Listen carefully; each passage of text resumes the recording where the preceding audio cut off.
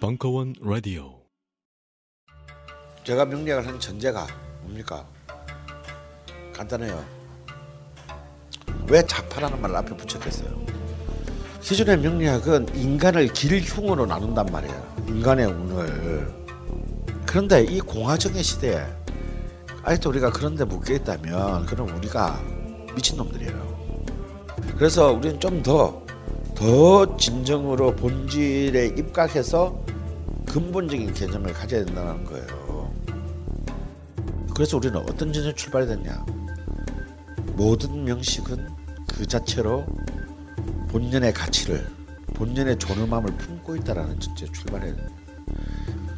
그래서 각각의 명식이 갖고 있는 포텐셜들을 다 세심히 읽어내고, 그리고 거기에서 어떻게 이 명이 수많은 운과 만나면서 자신들의 포텐셜을 정말 그 짧은 생에 살다 가는 건데, 그 짧은 시간 동안에 어떻게 가장 완전 연소시킬 수 있느냐, 그걸 사유하고 그 길을 알아내는 게 명리학이지. 강헌의 좌파 명리학 시즌 5 기초반 2월 8일 개강.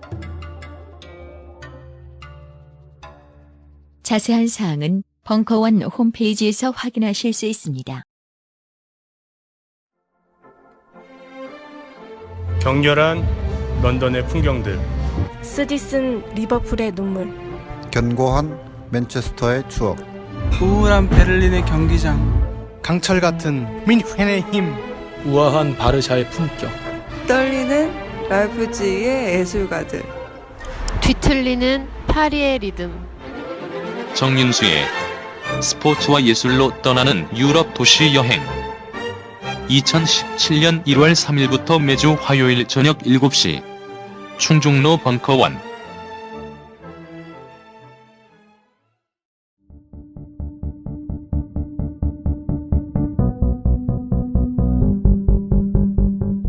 강헌의 대중문화사 시즌3 제3강 민중문화와 언더그라운드 음악의 융기. 2016년 12월 12일 강연 일부. 시청각 자료는 유튜브 링크를 이용하세요.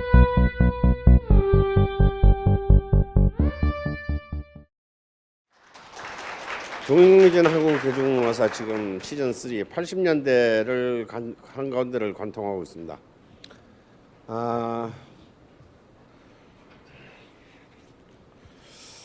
이제 이 1980년대의 한국 대중문화사의 가장 중요한 핵심이 이제 본격적으로 어떤 대중문화의 전 부분에서 산업적인 어떤 시장의 틀이 만들어지기 시작했다. 다시 말해서 이제 규모의 경제의 틀이 만들어졌다라는 거예요. 근데 이제 그 시장은 어떻게 형성되었나? 결국은 이제 그 삼저 호황에 의한 어떤 그 경제의 어떤 그 호황기로의 전환, 그리고 이제 그 내수 시장의 진작과 확대가 이루어지고, 이른바 물가가, 다시 말해서 물가가 잡히고 그 가계의 실질 소득이 증가하면서 이제 문화비 지출이 비약적으로 이렇게 늘어나기 시작했다는 거죠. 이렇게 이제 우리가 이른바 우리가 흔히 하는 말로 우리도 좀 문화적으로 좀 살자라는 어떤 이런 컨셉이 이제 그야말로 그 이른바 단순 생존, 정말 살아남기 급급한 것에서 벗어나서, 자, 우리도 이제 사람답게 살아보자. 요 사람답게 살아보자가 요 다음 단계가 뭐냐면 웰비잉이 돼요. 여기 한 2000년대 가면 이제 웰비잉으로 바뀌는데, 웰비잉 전의 단계가 이제 이 사람답게 살아보자거든요. 그럼 사람답게 살아보자는 뭐냐? 사실은 이제 이 그 문화비의 문화적인 어떤 그 여가 선용, 여가 활동을 의미하는 것입니다. 근데 사실 이제 이 문화적 여가 선용에는 몇 개의 어떤 물질적인 지표가 있어요. 그게 뭐냐면 첫 번째가 이제 주거의 이른바 그 공동주택화, 그러니까 이제 아파트라는 굉장히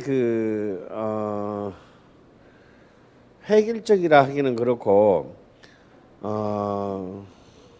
일종의 표준화된 어떤 이 주거 시스템 이 중요합니다. 사실 이제 우리도 지금 보면요, 이제는 익숙해져 있잖아요.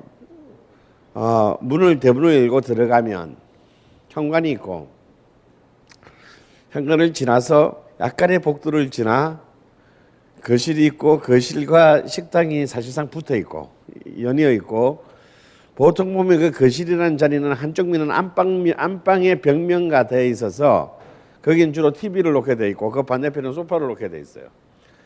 이게 평수에 상관없이 거의 구조가 똑같아. 그러면 이 그 아파트의 그 설계라는 사실상의 가장 효율적인 모델이라는 것 자체가 사람들의 어떤 그 일상적인 삶의 환경, 그다음에 삶의 패턴을 사실은 이렇게 공식화하는 거예요. 그러니까 이 자리에는 뭐가 놓여야 돼. 이 자리에 TV가 놓여야 돼. 이 자리에는 오디오가 놓여야 되고, 이 자리는 하다 못해 에어컨이 놓여야 돼. 그러니까 사실상 우리의 어떤 거주 환경의 변화가 사실상 많은 어떤 그런 우리의 무의식적으로 우리 삶에 어떤 그런 이른바 문화적 인프라를 결정하는 것입니다. 그 다음에 이제 두 번째로 중요한 거는요, 주거 이동성에 관한 문제입니다. 사실은 이제 그 전에는 이 70년대 끝나기 전까지는 도시에 살거나 농촌에 살거나 집, 학교 혹은 집, 직장 이거 왔다 갔다 그리고 이제 일요일 날 교회 뭐 신자의 경우에 이 말고는 이 거주의 그 이동성이라는 게 굉장히 뻔했어요. 그렇기 때문에 사실상 어떤 그것을 벗어난 어떤 다양한 경로의 삶, 다양한 경로의 소비라는 건 존재할 수가 없었죠. 그런데 여기에 변수가 80년대에 와서 결정적 변수가 발생합니다.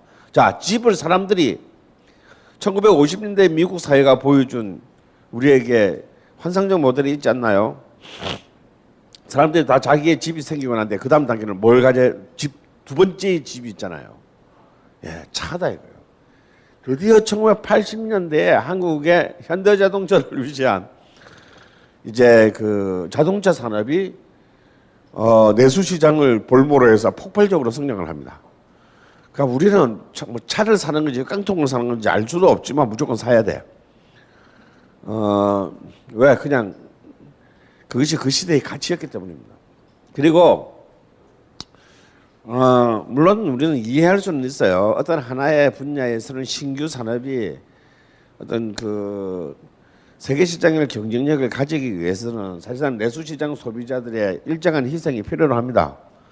그러니까 아주 물건 같지도 않은 걸 사줘야 되는 거지. 궤도에 오르기 전까지는. 그래서 우리 막 그런 얘기 많았잖아요. 뭐 똑같은 포리차인데 미국 수출 모델과 한국 내수로 파는 모델은 다르다. 뭐 철판부터가 프레임의 철판부터가 다르다. 씨발 우리가 봉이냐 뭐 이제 뭐 이런 그 수많은 확인할 수 없는 대부분의 시민들은 확인할 수 없는 속설부터 시작해서 그런데 그러면 그걸 뻔히 알면서도 우리는 왜 그것을 샀나? 여기에 이제 정경유착보다 더 무서운 경은유착이 있어요. 그래서 경제와 언론 간의 유착이 있습니다. 그 당시에 한국의 모든 신문, 한국의 모든 미디어들은 마치 이렇게 자동차를 가지지 못한 자들이 얼마나 그 인간 이하의 존재인가. 그 자동차에서 일어나는 모든 사회적인 환경적 문제 혹은 사회적 문제를 도외시한 채 마치 자동차와 함께 우리는 새로운 어떤 세상으로 나간다라는 것을, 그래서 그 당시에 이제 이 그 현대나 기아의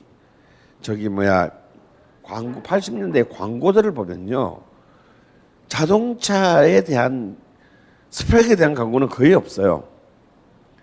전부 삶의 꿈, 환상, 그리고 이 자동차를 탐으로써 당신이 달라지는 일종의 인격적 이동, 이런 부분에 대해서 굉장히 집중력을 해줬습니다. 그래서 이제 사실 이 80년대에 가장 결정적인 변화 중에 하나는 공동주택화와 동시에 이루어진 이른바 마이카, 정확히 말하면 마이홈카죠. 마이홈카의 이 문화의 확장입니다. 이것을 이제 소비를 지역적으로 문화적 소비를 굉장히 지역적으로 확산시킵니다. 아직까지는 이때까지만 하더라도 우리는 아직까지 해외 여행이 자유화가 안 됐어요. 그렇기 때문에 우리가 소비할 수 있는 것은 국내 범위 안이었습니다. 그런데 그럼 우리가 자동차를 타고 서울에서 전라도로 놀러 가느냐? 아니에요. 그런 정도의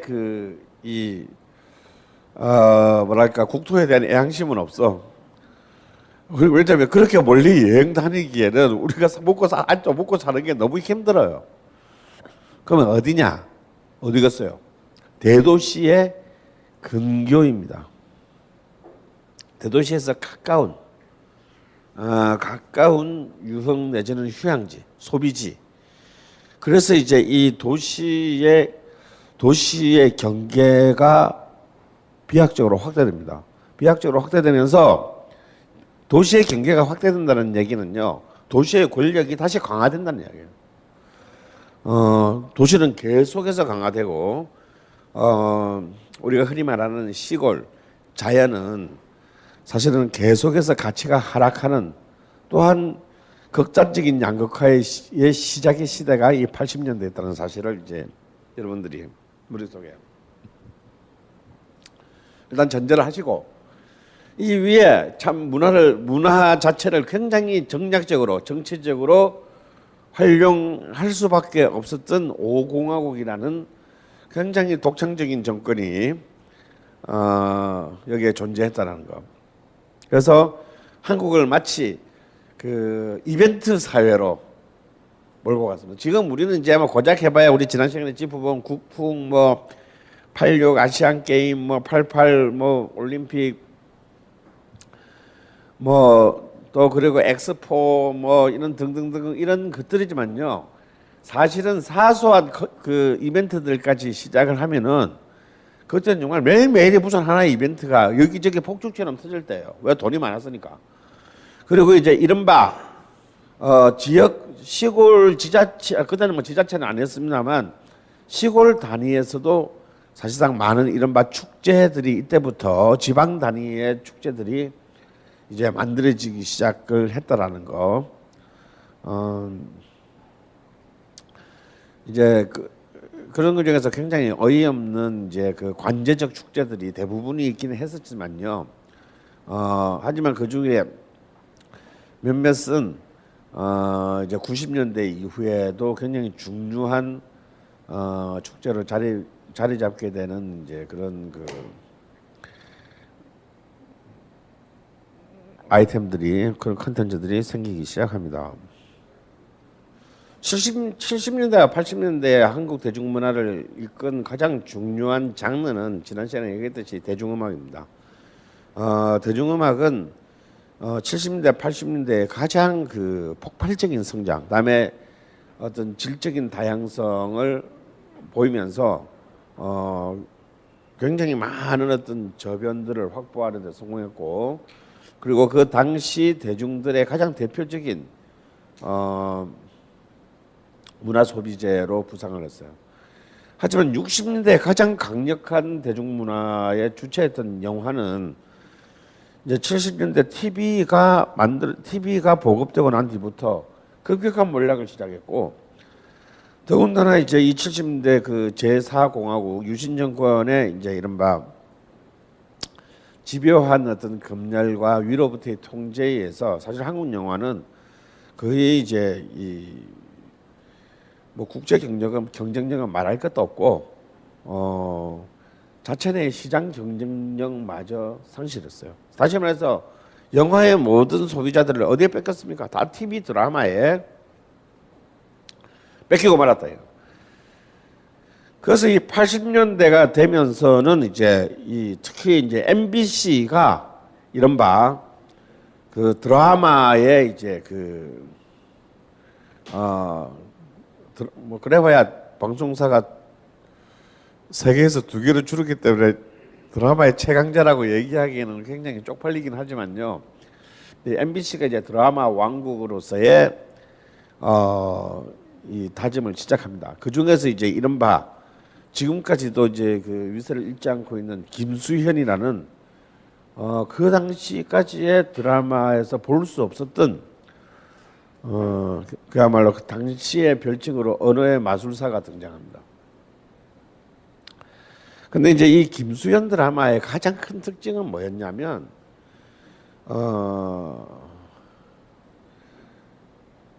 굉장히 70년대 혹은 80년대 한국의 현실을 배경으로 하면서 사실 김수현 드라마는 굉장히 보수적인 이데올로기에 바탕하고 있어요. 그런데 여기에 등장하는 남자와 각 세대별의 남자 캐릭터와 특히 여성 캐릭터들이 굉장히 현실주의적인 아주 현실적인 디테일들을 갖고 있다라는 거예요. 근데 그것은 특히 이제 이 드라마의 대사들에서 발군의 감각을 지닌 대사들을 통해서 실현됐습니다. 이런 똑같은 드라마인데 영화와 TV 드라마 다른 점이 뭘까요? 똑같은 기승전결을 가진 드라마인데요. 영화와 TV 드라마의 다른 점.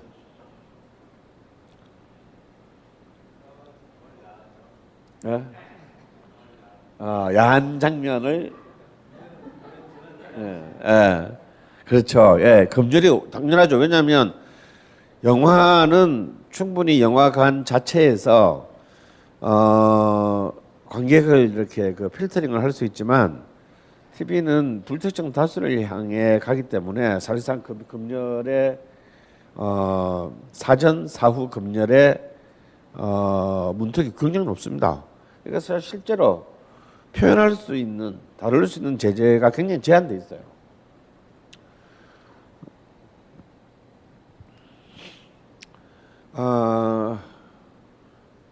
이제 보통 그냥 이제 장르 차원에서 본다면 한국의 특성이고 미국도 마찬가지였습니다. 그 당시에는 보통 TV 드라마들은 화면이 어때요? 요즘은 이제 대형 요즘 제일 큰 거는 70인치 80인치 이런 것도 나오지만 그 당시에 TV는 17인치에서 20인치가 통상적이었습니다. 지금 여러분 책상 위에 있는 PC 모니터보다도 TV가 작았다라는 거야. 그걸 마루에 놓고 온 가족이 보고 있었어요.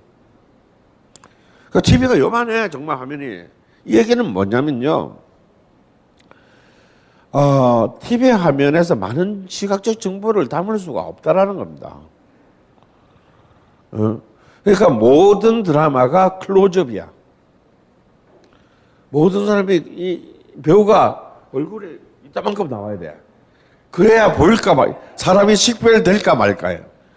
이게 카메라가 쭉 빠져서 풀샷이 되는 순간, 다시 말해서 카메라 안에 사람이 4명 앉는 순간, 이 어느 놈이 어느 놈인지 그 당시에 아날로그 TV로서는 분간하기 힘들어집니다. 그래서 TV의 드라마의 특징은 클로즈업 샷에 있어요.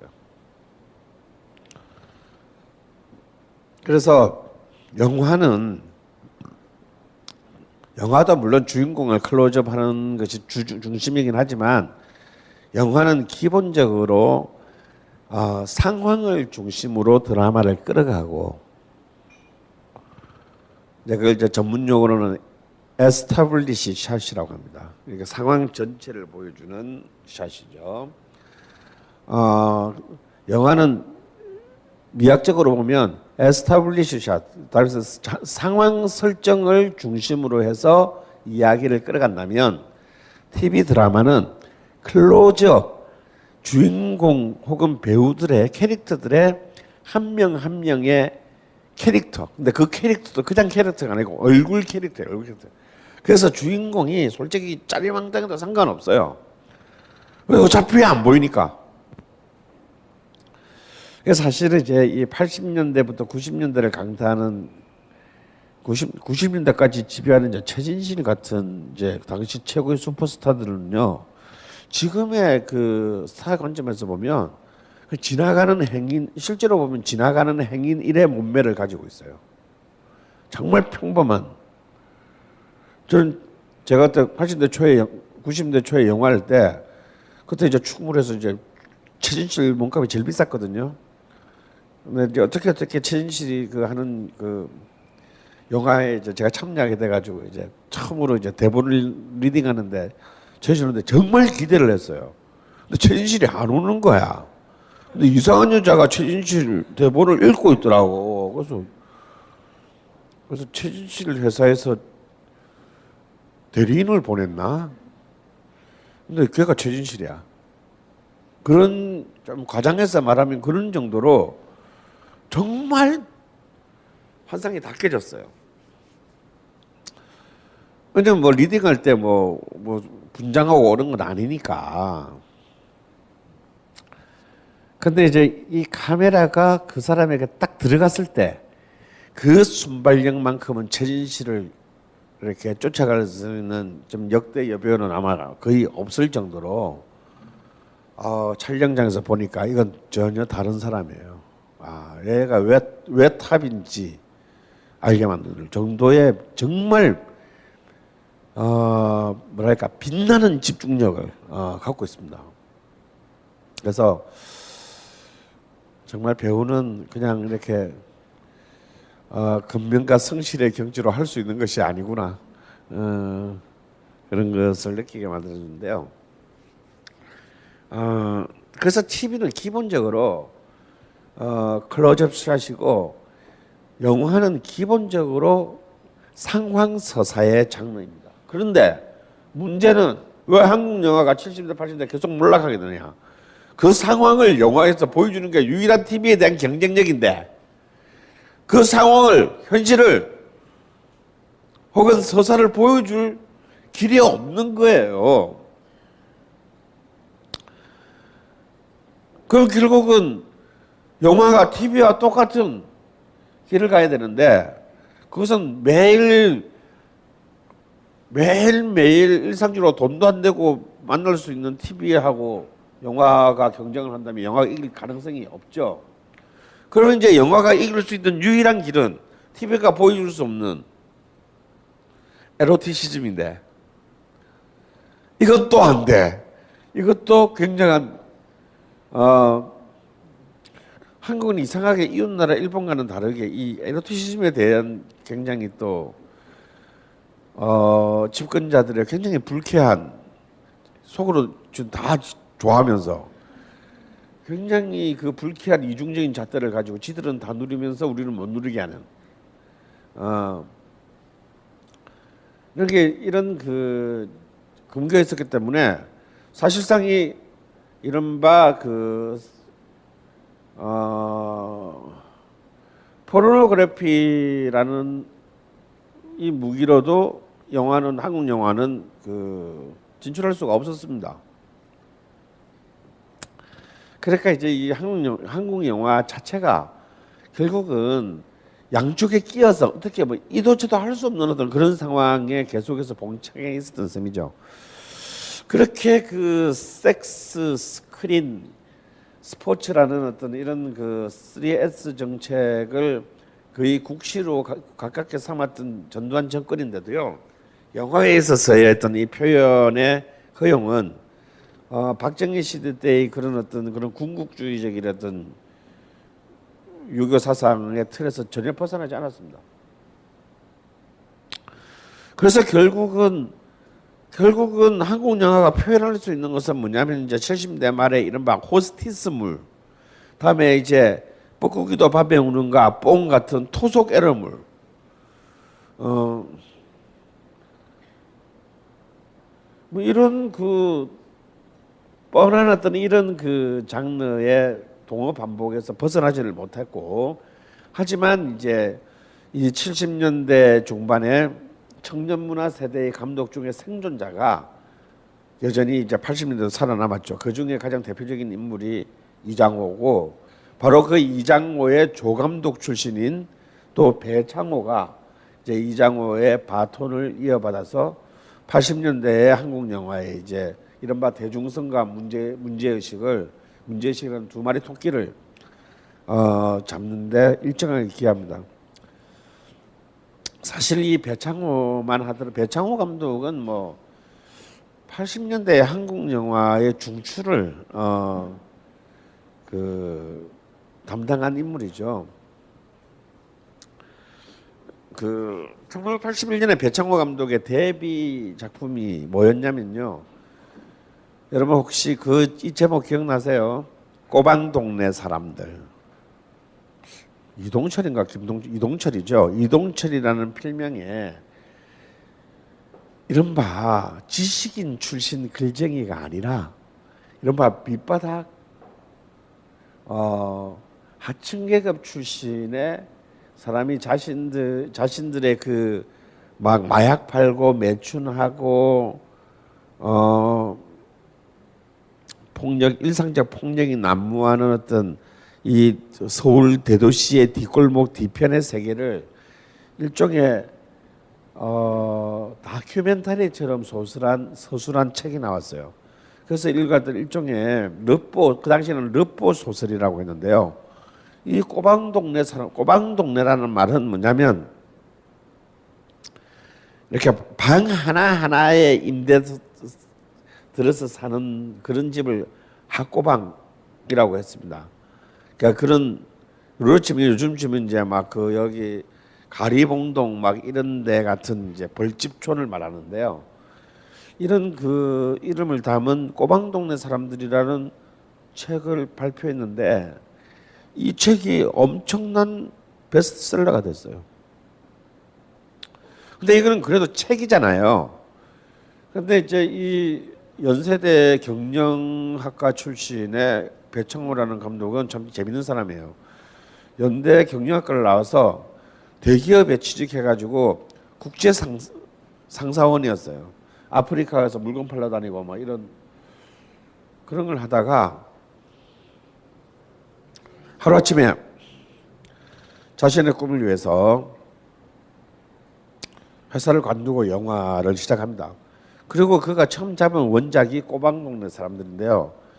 당연히 어떻게 됐겠어요? 이런 상황 서사가 한국 영화에서 받아들여지기가 쉽지 않았겠죠. 그래서 사실 영화는 또 가이질을 해서 그게 걸레가 됐습니다만 그럼에도 불구하고 영화가 당시로서는 꽤 유력한 흥행을 기록함으로써 배창호 감독이 계속해서 자신의 영화를 찍게 만들 수 있는 발판이 되었어요. 만약에 그 작품이 발표도 못하게 무너졌거나 아니면 흥행에 참패했더라면 어쩌면 배창호의 시대는 열리지 않았을지도 모르죠.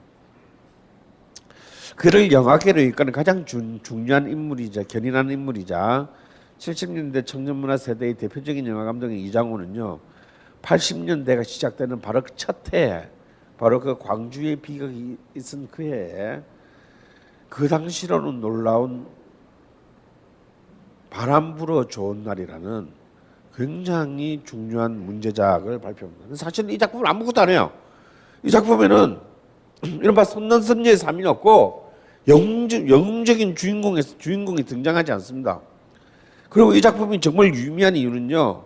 이 작품의 주인공은 중국집 배달 청년이에요. 바로 그 주인공의 이름은 바로 80년대를 그의 시대로 만들게 되는 아역배우 출신으로 드디어 이제 성인이 돼서 연기자로 복귀한 안성기였습니다.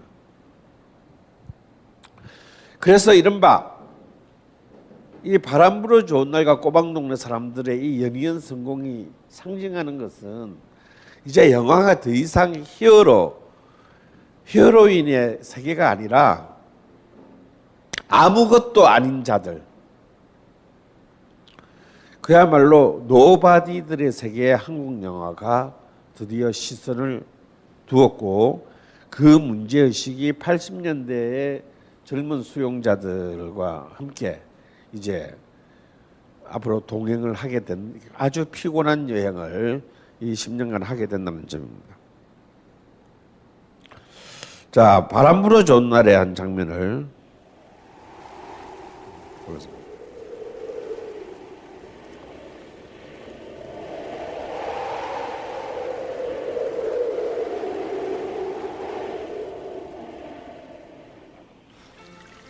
설거지 안 해도 되겠네. 우리 란도가 깨끗이 핥아서. 아유, 무섭다. 얘들아, 들어가자.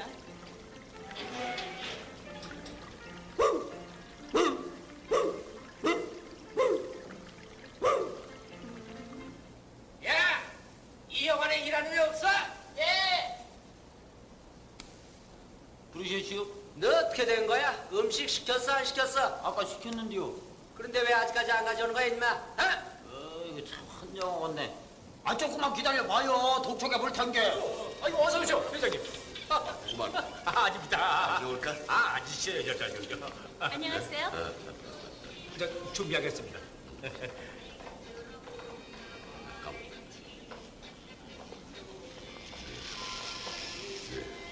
아니지. 회장님, 저희들은 사무실에 가 있겠습니다. 그래. 네, 참 더러웠어 정말.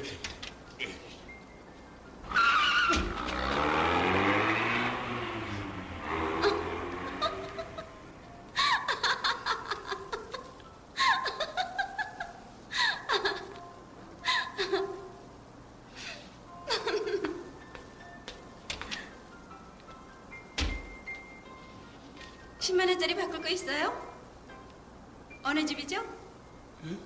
어느 집에서 일하냐고요? 저기 시장 건너 동아리도요? 알았어요. 음식은 나중에 보내줄게요.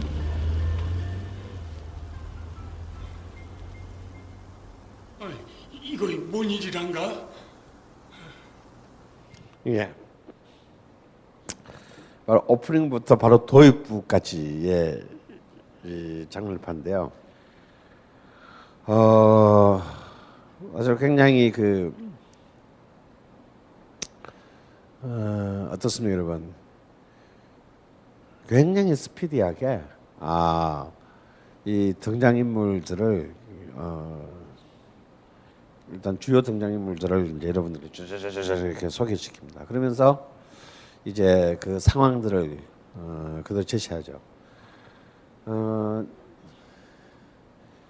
사실 이제 이러한 어떤 그 한국 영화에 있어서의 리얼리즘 전통은 사실은 우리가 이미 시즌 1에서 보았던 나홍규 이래로 굉장히 뿌리 깊은 것이지만 사실 이제 이러한 새로운 세대의 감독들에 의해서 제시되는 이제 이 화면들의 미학들은요, 이제 흔히 말하는 이제 이른바 2차 세계대전 이후에 네오리얼리즘 영화 이후, 그리고 더 구체적으로는 70년대에 이제 이른바 60, 70년대의 영 아메리칸 필름들이 갖고 오는 어떤 그런 이른바 사회적인 그 소재들을 즐겨 삼는 그런 어떤 그 영화적 전통이 이제 한국에서도 충분히 이제 가능할 수 있다라는 걸 보여주는 겁니다. 그러니까 이제 이른바 한국의 영화계에서도 이른바 안티 히어로 영화, 어떤 한 명의 잘생기고 모든 불의를 제끼고 정의가 승리하는 어떤 이제 그런 뻔한 히어로물이 아닌 누구나 우리가 알만한 아무런 힘도 없는 무력하기 이를 데 없는 이 그 세상 속의 인물들을 통해서 이제 드디어 인간의 서사를 만들어가는 이런 움직임들이 본격적으로 이제 이들 감독에 의해서 시작되었고요. 그 한 가운데에 마치 음악 쪽의 조용필처럼 아무런 사실 성적 매력은 별로 거세된 것 같은 굉장히 안승기라는 굉장히 특이한 배우 한 사람이 바로 이러한 어떤 그 한국 영화의 정신을 이어가는 것이 굉장히 그 상징적인 80년대입니다. 그런 이제 이 안승기는 바로 이 배창호 감독과 마치 배창호 감독의 어떤 하나의 페르소나죠. 배창호 감독이 본 어떤 시대에서 그 시대 당대 시대에서의 가장 한국인의 전형을 그런 안승기라는 배우를 통해서 표현했습니다.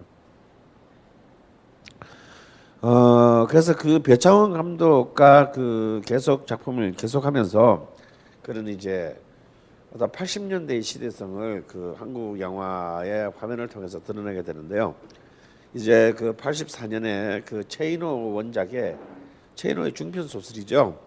깊고 푸른 밤을 통해서 배창호 감독은 물론 안승기 또한 이제 한 시대와 한 국가를 대표하는 그런 배우로 올라서게 됩니다.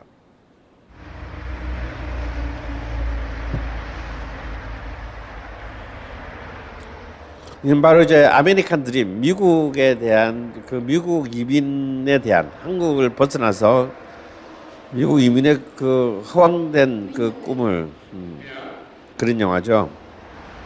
제인이에요.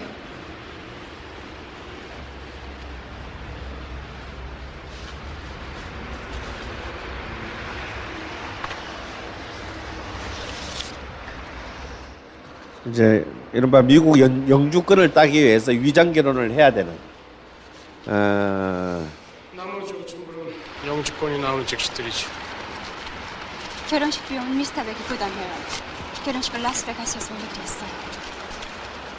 오케이? 오케이. Hoban, do you take Jane for your lawful wedded wife in sickness and in health, for richer or poor? I do. Jane, do you take this man Hoban for your lawful wedded husband in sickness and in health, for richer or poor? I do. By the powers vested in me and in God, I pronounce you man and wife. Till death do you part. Congratulations.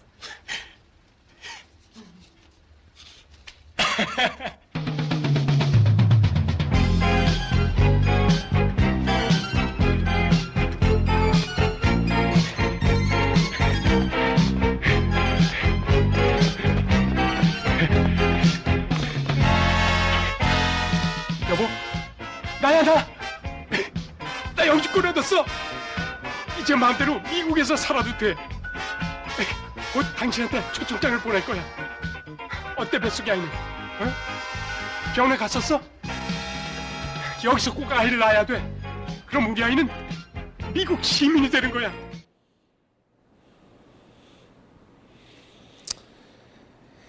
예, 하지만 이 소박한 꿈은 쉽게 이루어지지 않게 되죠.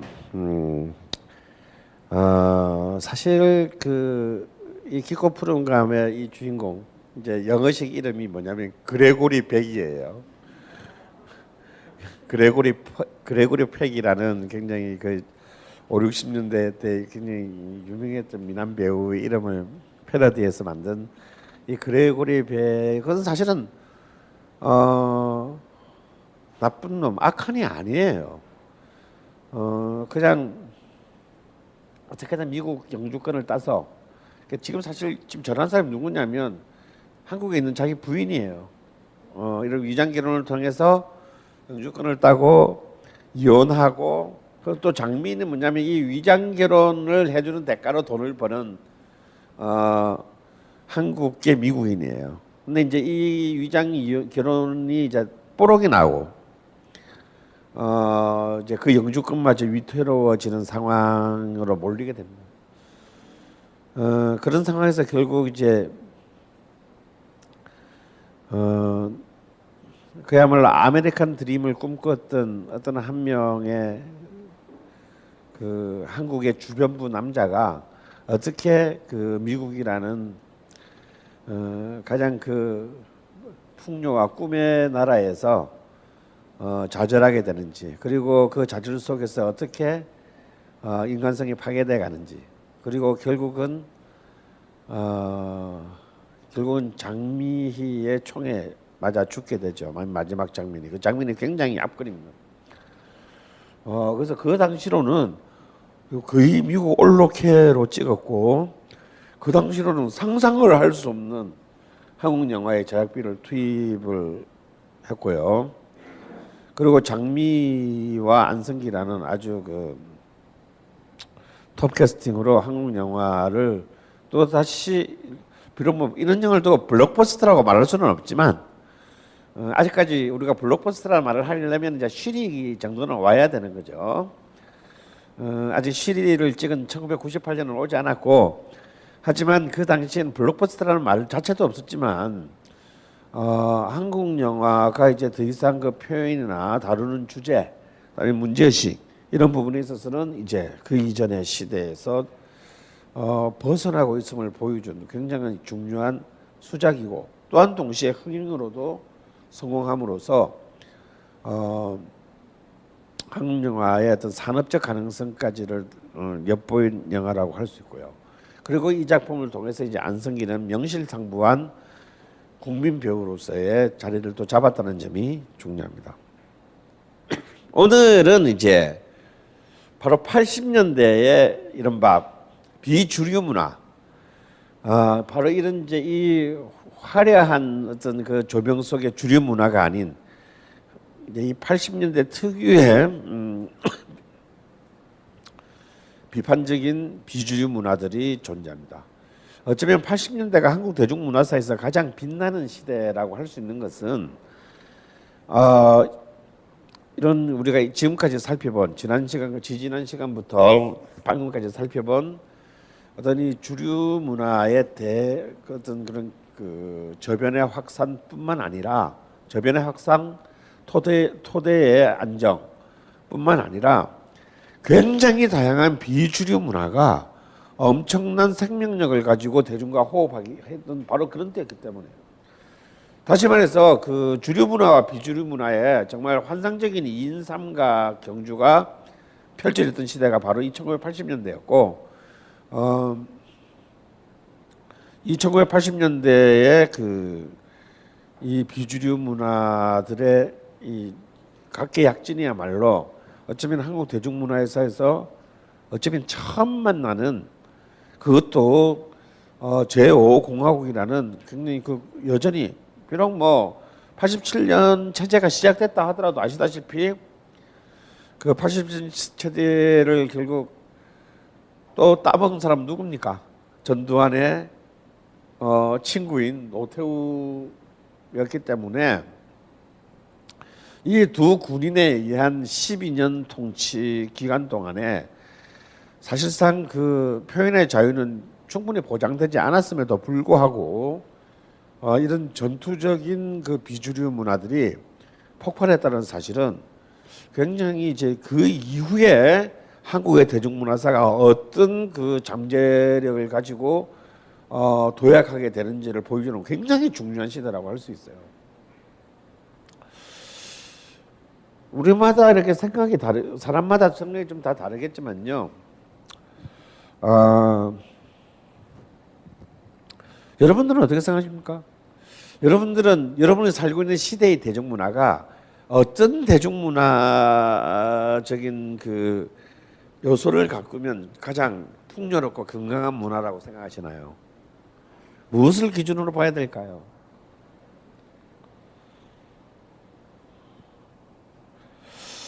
저는 뭐 뻔한 답인지는 모르겠지만 주류 비주류를 막론한 굉장히 다양한 대중문화가 시장 속에서 공존하는 문화가 저는 가장 건강한 대중문화라고 봅니다. 저는 그런 점에서 미국의 대중문화가 가장 위대한 대중문화다라고 저는 보는 거예요. 왜냐하면 우리가 보는 미국의 대중문화는 그냥 자본 집중적인 블록버스터 문화밖에는 없는 것 같지만, 역설적으로 레닌주의 영화를 여전히 찍고 있는 비주류 영화를 찍고 있는 나라도 미국이고, 우리가 보기에는 뭐 마이클 잭슨 이후로 그런 막 몇천만 달러짜리 슈퍼스타들만이 있는 것 같지만 여전히 동네에서 맥주 한 병 마시면서 공짜로 즐길 수 있는 동네 클럽 문화가 일상적으로 가지고 있는 나라도 미국입니다.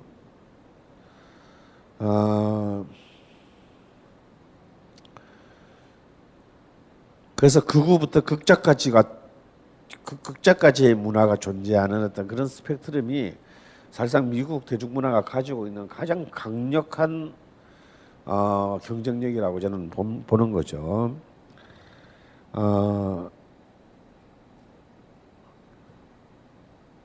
근데 이제 우리도 사실은 어쩌면 충분히 어떤 그러한 어떤 이 작은 나라긴 하지만 그런 문화를 가질 수 있었다라는 것을 보여준 시대가 또 1980년대고요. 또 어쩌면 그런 80년대하고의 지금 21세기하고의 단절이 지금 한국 대중문화가 봉착하는 어떤 그런 위기의 어떤 또 표정이라고 저는 생각하고 있습니다. 이 80년대의 대중 비판적인 어떤 이 민중 문화가 폭발한 것은 역시 이제 모든 걸 다 광주로 환원할 수는 없는데 80년대의 시대가 광주로부터 시작했기 때문이에요. 이 광주로부터 시작함으로써 우리는 가장 본질적으로 다시 말해서 박정희 시대 18년 동안에 우리가 경험하지 못했 것을 우리는 경험했단 말이에요. 뭘 경험했냐? 박정희 시대가 자신에게 반대하는 자를 가두고 사상을 억압하고 또 몇 명 사형시키기도 하고 연좌제를 걸기도 했지만 백주대낮에 동족을 향해서 총을 갈긴 적은 없다고.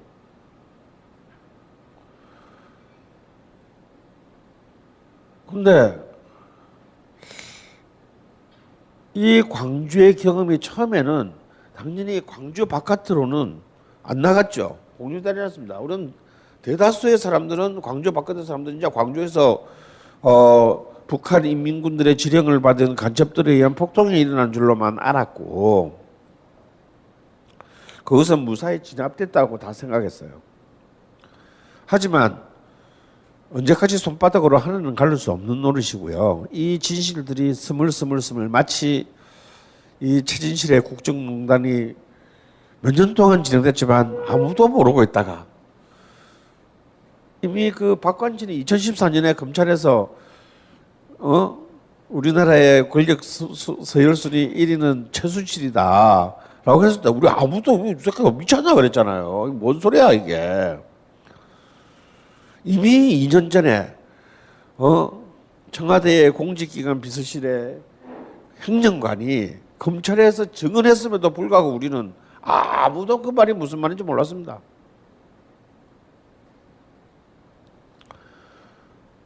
그런데 이제 우리는 지금 박양이 4월 16일 날 도대체 뭔 약을 했는지 뭘 시술을 했는지 이제 그걸 이제 실시간별로 우리는 털어내자고 지금 하고 있는 거 아닙니까 지금? 배옥 주사가 정말 피부 미용을 위해서 했는지 꼭 세석제로 썼는지 우리 알고 싶은 거 아닙니까?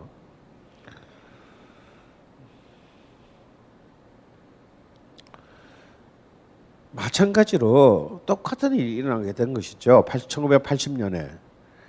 이 문제들이 점점 주로 대학가를 중심으로 지식인 사회를 중심으로 광주에서 어떤 일이 일어났다는 것을 이제 사람들이 공유하게 되자. 가장 일단 첫 번째로는 분노가 일고 두 번째로는 시대적 부채의식을 가지게 됩니다. 살아남은 자들의 부채의식이죠. 아니 우리가 그때만 하더라도 도대체 모든 걸 너무나 억압적으로 눌러놨기 때문에 도대체 광주에서 몇 명이 죽었는지 그조차도 알 수가 없었고 그냥 그럼 도대체 이 살아남은 자들의 이 첫 번째 들은 부채 의식은 어디로 발전해 나가느냐면 우리가 살고 있는 이 국가 구조의 권력에 대한 가장 근원적인 질문으로 돌아서게 돼요. 그 국가 권력에 대한 근원적인 질문은 두 가지를 포함하고 있는데요. 한 가지는 국가의 폭력이 국가가 헌법적 통치에 기반하지 않은 사적 이익을 위한, 다시 말해서 사적인 권력 탈취를 위해 국민에게 폭력을 휘둘렀을 때 국민은 어떻게 해야 되나?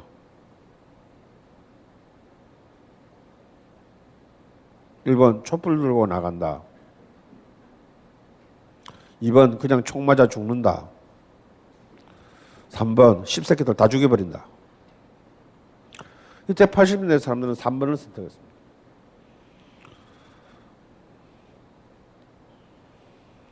왜? 촛불 들고 나가서 총 맞아 죽었기 때문이죠. 만약에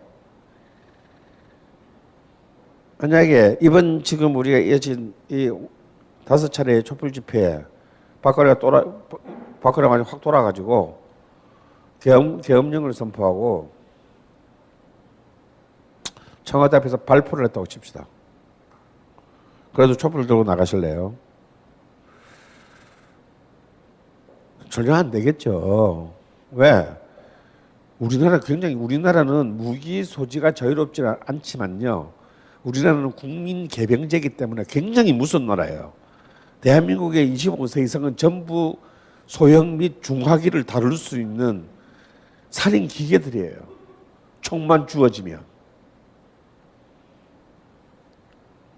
그래서 적극적인 시민군으로서의 전환이 가능한 나라예요. 그리고 우리나라는 이렇게 전업 군인제가 아니어서 굉장히 다양한 무기를 다뤄본 일반 시민들이 너무 많다라는 거예요. 비행기 빼고. 그래서 바로 사실은 그러한 것이 이제 1980년에 국가 권력에 대한 첫 번째 생각이었습니다. 야, 우리는 대화로 촛불로 안 된다. 비폭력적인 평화적인 시위는 안 되고 혁명이라는 똑같은 폭력을 통해서 이들을 응징해야 된다라고 그렇게 해서 새로운 민중 권력을 창출해야 된다. 이게 80년대 시대 정신이었습니다. 두 번째는 뭐냐면 국제 역학인데요. 근데 우리나라의 통수권은 유엔 사령부에 있고 우리나라의 군을 움직일 수 있는 것은 대통령도 어느 누구도 아니고 바로 유엔 사령관, 미군 사령관인데 그럼 미국이 다시 말해서 시민 학살에 동조했다라는 것이 굉장히 그 당시로서는 어마어마한 충격이었고 50년 한국전쟁 이후로 절대적인 구원자라고 사고했던 하물며 진보적 진영 안에서조차도 어떤 미군의 한국 주둔을 불가피한 역사적인 상황으로 보았던 바로 그 미군에 대한 무비판적인 인식이 처음으로 제동에 걸린 사건이었습니다. 미국은 무엇인가? 미국이 진정 선의를 가진 세계의 경찰인가? 씨발 아니더라 이거야. 이 새끼들도 똑같은 놈들이다. 자신들의 이익에 따라서 움직이는 그런 존재에 불과하다. 그래서 우리가 독립국가임을 증명하기 위해서는 바로 우리가 미국의 이른바 신식민지적 지배의 체제로부터 벗어나는 때만이 우리가 진정한 공화국의 주민으로 살 수 있다라는 것에 인식에 도달했던 겁니다. 여기에서 이제 80년대 가장 중요한 그 첫 번째 민중문화의 형태가 나오는데 그게 뭐냐 마당극이라는 형태예요. 이 마당극 대학가에서부터 시작되는 이 마당극 운동은요. 당시 모든 공식적인 문화 부분에서 이런 그 지배 체제에 대한 직접적인 풍자와 공격은 힘들었을 때 전통적인 어떤 그 연희 장르를 통해 가지고 이런 비합법 혹은 반합법적인 형태로 이런 그 문제의식들을 그 공격적으로 펼쳐줄 수 있는 장을 만들었습니다. 왜냐하면 이거 문화 행사니까 마치 우리가 강화문에서 집회하면서 문화 행사 신고 내듯이 그 당시에 학생들이 도대체 모일 수가 없었다 이거야. 시위가 불가능해요. 박정희는 학교 안에서 시위하는 것까지는 그렇게 크게 뭐라 하지 않았어. 그런데 이 전두환 새끼는 학교에서 시위도 못하게 왜? 학교 안에 수천 명의 경찰을 매일 상주시켰습니다. 지난 시간에 잠깐 얘기했지만 아침에 저희들 학교 가잖아요. 그러면 같이 교문으로 한 5천 명쯤 되는 사복 형사들이 같이 출근해요. 그 걔들이 강의실, 복도, 과사무실, 저 뭐 학생회관, 식당 쫙 배치되어 있어요. 그래서 80년대는 교외 시위는 꿈도 못 꾸고 교내 시위도 꿈도 못 꿔. 왜? 뭐 하는 순간 확 덮쳐버리기 때문이지. 그래서 이 말 더듬는 놈들은 그 시위 주동도 하면 안 돼요. 제가 책으로 보는 가슴 아픈 장면은 보드렇게 하고야 하고 시작해야 되잖아. 근데 제 1년 선배가 경상북도 저 시골 분인데 말을 굉장히 심하게 듣는 분이에요. 근데 사람은 참 진중한 분인데 이번에 이분이 이제 주동을 뜬다는 거예요. 그 당시에 주동을 뜬다는 것은 바로 구속과 이제 범법적 학교 퇴학과 감옥에 가는 것을 의미했습니다. 여기는 뭐 집행유예 이런 거 없어. 무조건 대부 주동자는 전부 다 무조건 퇴학에 군대에 감옥에 가야 돼. 굉장히 심각한 분위기인데 이분이 말을 심하게 더듬어서 제가 그냥 과 선배님한테 누구 형은 좀 빼주시면 안 돼요? 막 그랬어요. 천지도 모르고. 근데 진짜 이분이 딱 도선 앞에서 하는데 해필 제가 밥 먹고 오다가 제 바로 제가 그분을 하는 순간 내 바로 3m 앞에서 갑자기 확 꺼내더니 이걸 한 거예요. 내 바로 눈 바로 요 정도 거리에서. 근데 하구의 학자가 끝나기 전에 검거됐습니다.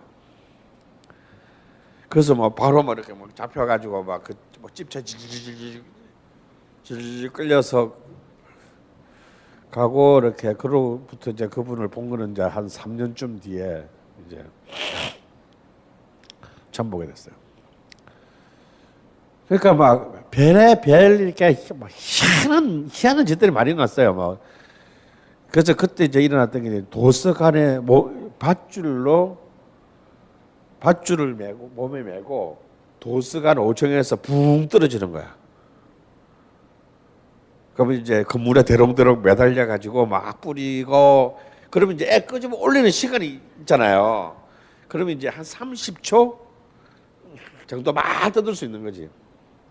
근데 굉장히 위험해 가지고 그건 그래서 학내 시위도 불가능한 사실 그런 정도로 억압된 상황에서 사실은 이 마당극이야. 그래서 학생들이 모일 수가 없어요. 모일 수가.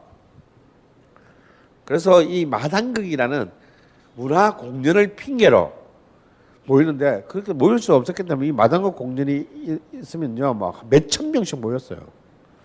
거기서 하고 싶은 말 다 하는 거야. 지금 그 왜 여러분 그 많은 영화의 주역으로 등장하는 배우들 있잖아요. 주조연으로는 박철민이라는 배우 있잖아요. 예. 이 박철민이 이제 이른바 민주 대머리라 그래가지고 그 당시 마당극에서의 최고의 슈퍼스타였습니다. 그래서 이제 사실 그 당시에 80년대 초반에 이제 그 대학을 다닐 때 많은 배우들은 다 이 마당극 출신이라고 봐야 돼요. 가령 이제 제과 2년 후배인 정진영, 그다음에 김의성 같은 이제 이런 배우들도 다 이제 이 마당극 했고 안내상 뭐 이런 이제 배우들도 다 이제 이런 배우 출신들이에요. 그래서 그들은 이제 60년대 말 70년대 초부터 각 대학에서 이제 많은 전통 문화 동아리들이 만들어졌잖아요. 탈춤반, 풍물반, 민요반.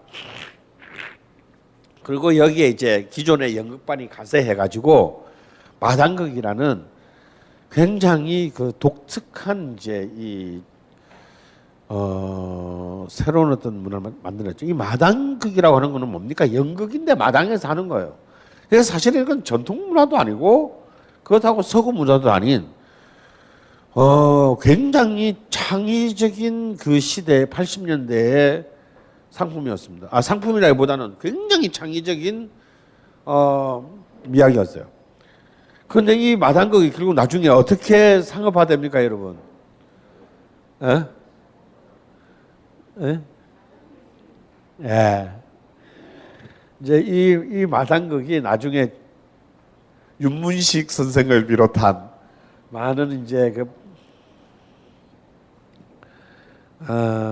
주로 장충체육관을 거점으로 하는 이제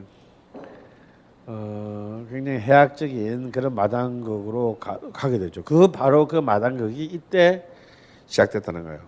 그래서 본래 우리의 탈춤이나 풍물반이나 이런 것들은 이제 이 전통 문화의 복원에 대한 관심에서 시작한 것인데 이것이 80년대라는 시대와 만나면서 마당극이라는 굉장히 독특하고 역동적인 그런 엄청난 에너지가 넘치는 비판적인 민중문화로 끌어올리게 됐다는 겁니다. 자, 이 부분에 대한 자료는 남아 있지 않기 때문에 이 부분 이게 당시에 무슨 뭐 상품이 무슨 돈 받고 파는 어떤 그런 게 아니었기 때문에 이 마당극 운동을 주도했던 사람들의 증언을 한번 좀 들어보도록 하겠습니다.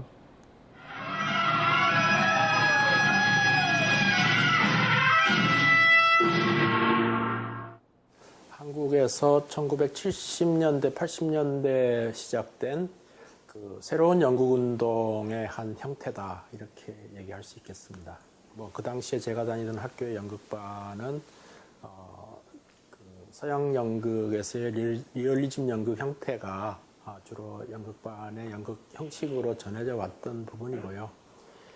이제 그런 연극들이 이른바 이제 그 서구의 토대 하에서 구축된 형식들이기 때문에 우리의 그 직접적인 삶의 현장을 담기에 많은 한계를 가지고 있었고, 이제 그런 데서 좀 더 우리의 삶의 현장을 담는 그러한 연극을 하고 싶어서 시작하게 됐다라고 하겠습니다. 내가 생각하는 마당극은 마당에서 하는 연극이라고 하는 장소성이 더 강합니다. 그러니까 마당이라고 하는 것은 물론 우리가 그 마당극을 한참 할 때는 기존에 우리가 소위 야외, 이 무대가 아닌, 극장이 아닌 야외, 그런 것뿐만 아니라 기존의 연극이 주로 공연되던 무대나 공연장 같은 것을 제외한 일반 생활인들의 공간, 특히 야외 공간으로서의 마당, 물론 실내 강당 같은 데도 포함을 합니다만 뭐 그런 의미에 더 강했고,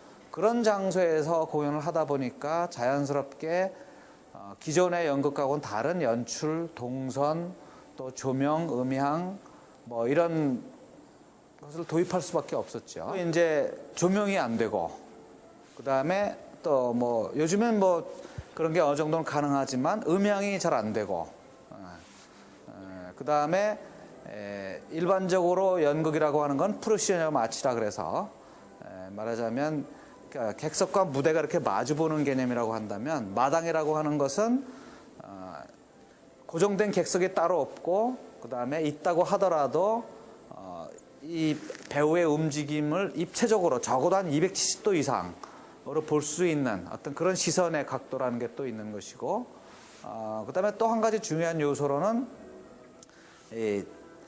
일정하게 딱 고정된 관객이 앉아서 보는 것이 아니라 뭐 보다가 마음에 안 들면 가버릴 수도 있고, 또 뭐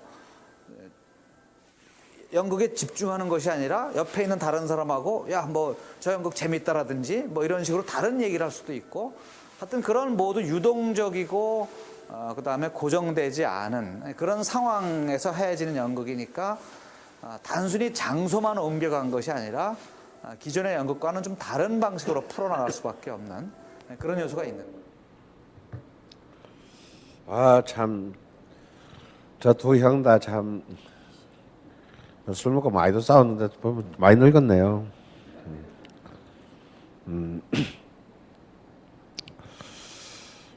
이런 그 대학가에서 이런 이제 대안적인 형태의 문화들이 만들어지는 데서 이 그런 1984년이 되면은 이제 전두환 정권도 이제 살짝 방향 전환을 합니다. 너무 막 이렇게 누르다 보니까 이 또 이제 한계에 도달해 가지고 이른바 학원 자유라라는 일종의 상대적 뭐 말이 자유라고 실제 자유라는 없었지만 그런 미명하에 약간의 이제 화해의 제수초로 하는 이제 화해 국민으로 조금 접어들게 돼요. 왜냐하면 이제 곧 이제 올림픽하고 아시안 게임하고 올림픽을 해야 되는데 계속 이렇게 대학과 이렇게 대치 국민으로 가다가는 이게 좀 더 분위기가 너무 안 좋아질 것 같으니까 많은 부분에서 이제 좀 유연한 어떤 이제 전략으로 이제 전환을 하고 있었습니다. 그런 상황에서 노래를 찾는 사람들이라는 음반이 한 장 발표됩니다. 그냥 이것은 어떤 집단 이름이 아니었고 음반의 제목이었어요.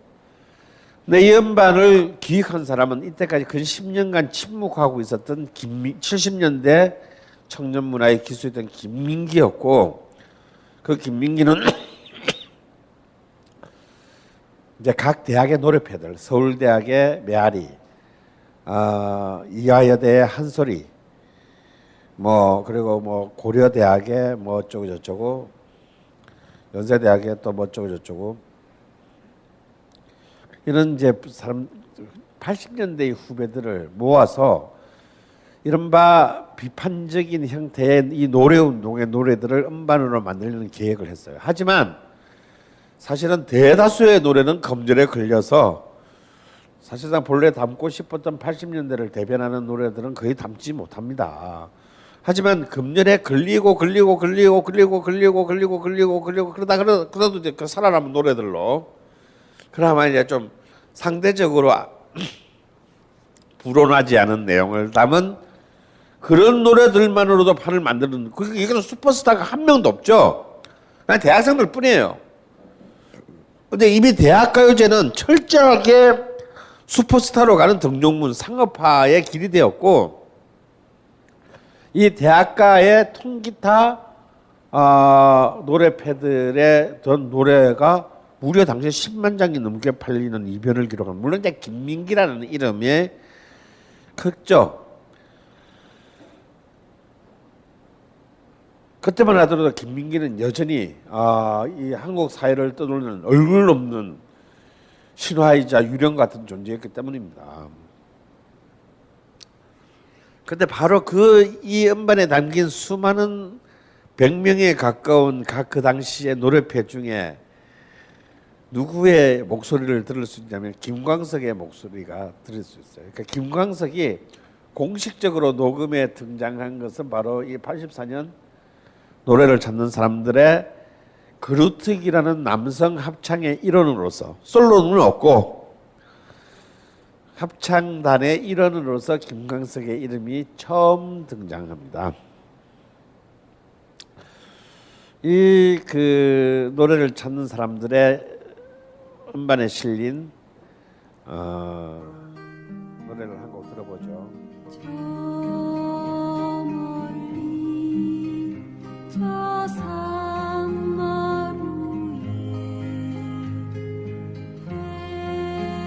해가 걸리면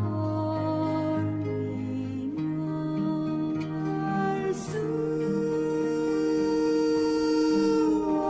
없는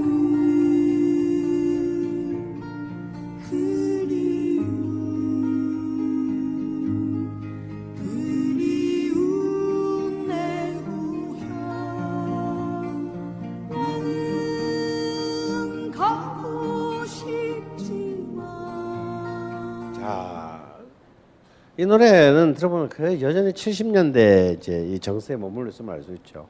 이미 80년대는 이미 이 정서를 떠났습니다. 이 정서를 떠나서 여러분이 지난 시간에 들었던 님을 위한 행진곡 같은 굉장히 전투적인 행진곡으로 이미 지나가고 있었지만 공식적으로 음반에 담을 수 있는 노래는 이 70년대 정서의 노래밖에는 없었다라는 거죠. 자, 이 80년대에 어떻게 해서 그러면은 이런 대항 문화, 이 주류 문화에 대항하는 대항 문화의 물결이 이루어지게 되었나를 이 족보를 한번 살펴볼 필요가 있는데요. 물론 여기서도 80년대 대항 문화의 꽃은 노래 운동입니다. 음악이죠. 노래가 가장 핵심인데 노래뿐만은 아니었어요. 사실 제일 먼저 시작된 거는 뭐겠습니까? 출판이죠, 출판. 그러니까 이제 이른바 불법 찌라시들, 불법 이제 이른바 광주의 뭐 이런 소리 뭐 이런 거 이제 담은 이제 불법 유인문들, 이건 이제 무조건 걸리면 이제 무조건 감옥 가야 돼요. 그래서 소지하고 있다 걸려도 감옥 가야 돼요. 근데 참 저는 진짜 정말 천을기인이 많은 게 우리 집에 그거 되게 많았거든요. 우리 집 한 번도 안 걸렸어 나는. 한 건 갖고 있다가 감옥 가 내 친구들 되게 많은데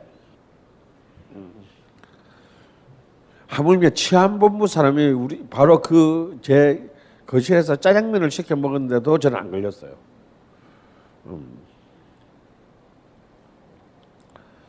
그래서 사람들이 제 친구들 전부 다 제가 학원 프락치다. 제가 안기부에 사실은 일을 하고 있다. 뭐 이제 이런 의심을 한 사람도 있었습니다. 동일한 범죄를 저지르고 다 빵에 가는데 저만 불구속 뭐 이런 거 있잖아요. 천을기인이 나를 돌봤나 하여튼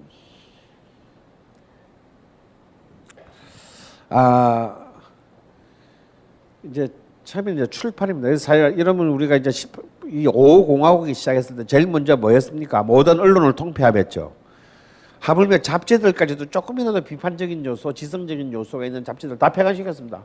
창작가 비평, 뭐 다 폐간, 문학가 지성 다 폐간시켜요. 그래서 이때는 이제 비정기 간행물이라는 뜻인 무크지. 그러니까 출판은 아무래도 상대적으로 사전 검열의 성격이 없고 사후 검열만 있었기 때문에 일단 내는 거예요. 내고 걸려. 내고 금지 당할 때는 당하더라도 낼 수는 있었으니까 한 거는.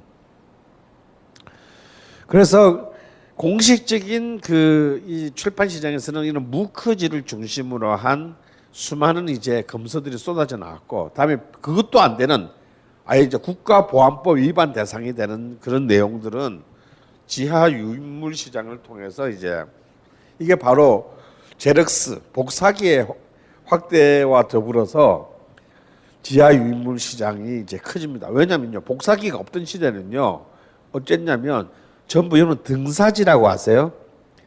이 쓱필로, 이 철필로 등사지를 긁어가지고 잉크로 이렇게 롤러로 이렇게 밀어서 여러분 아주 어릴 때 그 학교 시험 칠 때 시험 문제지인데 여러분 어릴 때도 그런 걸 안 했겠구나. 그러니까 쉽게 말해 이렇게 생각하시면 돼요. 여러분들의 정조 할아버지가 만주에서 독립운동할 때 그때 이렇게 돌렸던 진짜 그런 거요. 똑같은 거야. 그때도 등사지를 써서 유인물을 만들었고 제 시대만 하더라도 등사지로 했어요. 그러니까 사실은 막 나중에 보면 뭔 글자인지도 보이지도 않아. 그러면 이제 막 다 나눠주는데 아무 글자가 없어. 어떡하라는 거야. 그러면 제대로 읽을 만한 걸 선배 한 사람이 읽어줘. 그럼 그걸 들으면서 볼펜으로 가필해가지고 글자를 만드는 거예요. 정말 그런 정성으로 고시를 공부를 했으면 정말 다 삼가 패스했다 정말. 그런 시대인데 드디어 복사기가 출현합니다. 이 복사기가 출현하고 이 복사기를 바탕으로 해서 뭐가 돼요? 제본이 가능해집니다.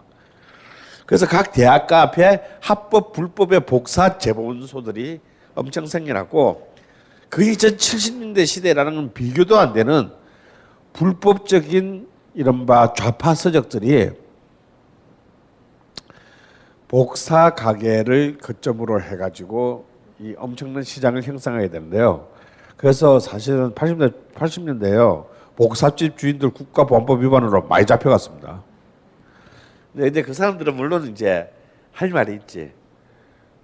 영어나 일본어 책인데 좀 몰라 그래 학교 교재라 그래서 복사를 했는데 알고 보면 막스 레닌주의 뭐 이런 거야. 그런 이제 그 원서들을 이제 불법적으로 복사를 해서 재본을 해가지고 파는 시장들이 많아져. 이게 이제 대학 문화의 첫 번째 시장입니다. 그 다음에 영화나 드라마까지는 갈 수가 없어요. 그거는 굉장히 많은 메커니즘과 기자재를 필요로 했기 때문에 불가능했고, 그 두 번째 가능했던 것은 뭐냐, 출판 다음으로 가능했던 것은 뭐, 출판 잡지 다음으로 가능했던 것은 바로 불법 테이프였습니다.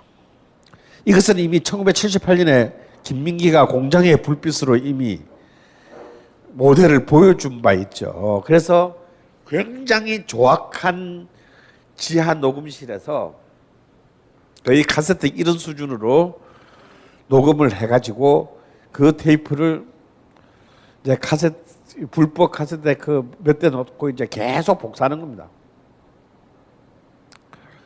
그래가지고 이제 조악한 라벨을 붙여가지고 완전 딱 누가 봐도 북한에 쏜 것 같아요. 조악한 라벨을 붙여서 이제 불법적으로 배급하는데, 그럼 이걸 어떻게 배급을 하느냐? 중요한 건요, 지금도 마찬가지예요. 지금도 여러분이 혁명을 할 수 있어요. 근데 이게 되려면 혁명의 컨텐츠를 만드는 게 중요한 게 아니고 이것을 어떻게 유통할 것인가. 이 유통에서 어떻게 재생산을 돈을 벌어야 되죠. 벌어야 또 만들 거 아닙니까? 내가 100만 원을 만들어서 쫙 깔아가지고 100만 원 이상을 다시 시장으로 회수를 해야 내가 또 단순 재생산이 되는데, 만드는 까지는 내가 어떻게든 내가 알바해서 모아서 만들었는데 한 푼도 안 돌아와. 그럼 끝이잖아. 안 되니 끝까지 우리는 유통망을 창조적으로 만들어야 되는 거예요. 근데 지금은 왜 이 옛날에 그토록 힘들었던 정보의 공유가 지금은 왜 저들의 협잡이 통하지 않냐면, 저는 SNS 때문이라고 봅니다. 이미 뭘 덮으려는 순간에 이미 다 알고 있어. 옛날에는 몇 명밖에 모를 때는 몇몇의 노루봉만 딱 정보의 노루봉만 장악하면 우리는 죽어도 알 길이 없었죠. 근데 이제는 덮으려는 순간에 전국 모든 초등학생들도 다 알게 돼버려요. 그래서 이제 이때의 전국 유통망의 조직을 역할을 하게 되는 것은 각 대학마다 자연 발생적으로 생겨난 이른바 조그마한 규모의 사회과학 서점들이 각 대학 앞에 막 들어서요. 이 사회과학 서점들이 주로 이제 책을 팔고 그걸 통해서 불법적으로 음악 테이프들을 유통하면서 이제 드디어 재생산이 가능한 유통망을 만들게 되는 거죠. 이것이 이제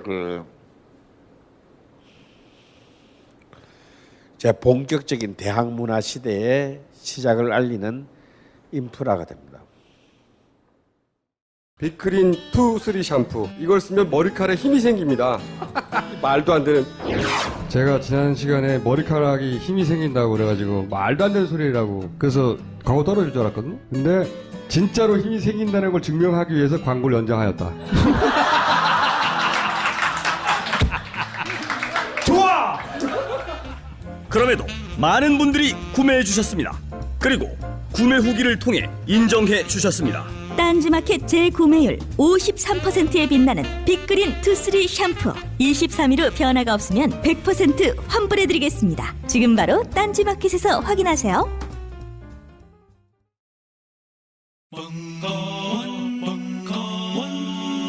벙커원 라디오.